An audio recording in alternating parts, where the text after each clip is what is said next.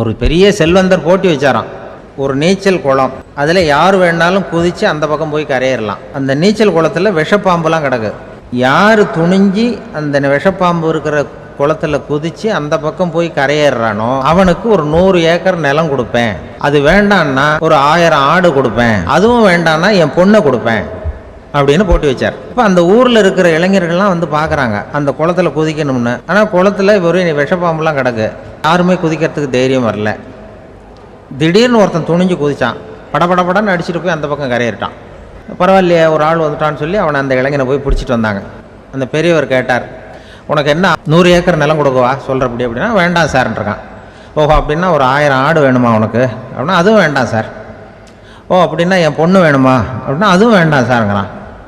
அப்புறம் எதுக்குடா குதிச்சுன்ட்டு என்ன உனக்கு என்ன தான் வேணும் அப்படின்னு கேட்டிருக்கார்.